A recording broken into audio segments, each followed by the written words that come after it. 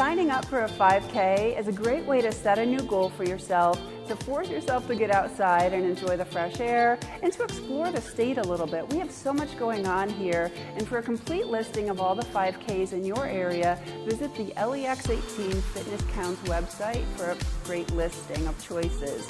I don't want you to be intimidated by a 5K. It is 3.1 miles. Walkers are almost always welcome and encouraged to participate, but there are some things to consider before you get started. The first is gear. Get yourself a good pair of running shoes, and a good pair of running shoes is going to be fit just for you. So go to a running store. They can analyze your foot, analyze your gait, and put you in a shoe that's meant for your body. You're going to be putting a lot of miles on those legs, so make sure your feet are well taken care of. The next thing to consider, because you're going to be outside, I want you to be safe and think about a reflective vest. This is nice because it's reflective, it's high visibility, and you can just throw it right on over whatever you're wearing, whatever the weather, and it's going to make you more visible to motorists, and that's a real safety factor that's super important. The next thing to get is a foam roller, and these you can order online or get at most sporting goods stores. They're about $20. And it's a great way to warm up and cool down before and after your walking or running program. And you can Google or YouTube how to use a foam roller. There's a lot of different benefits to the foam roller. Again, super cheap investment and mandatory that you warm up and cool down.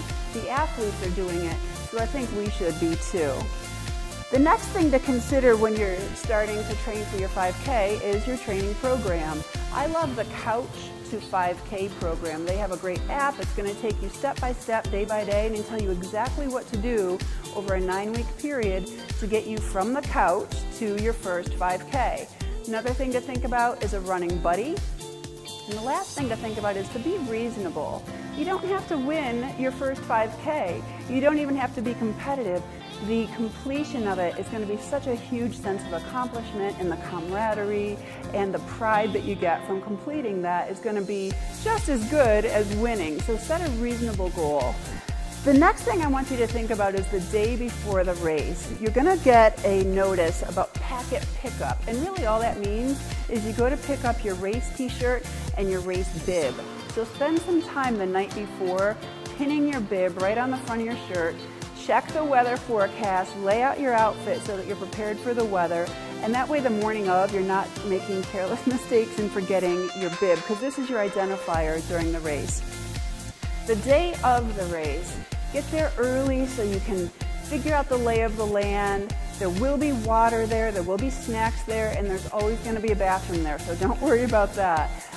The race director will have emailed you some last-minute instructions. Make sure you read that, because there'll be good information about parking and finish line rules and age group awards and other very important things that you'll want to catch up on.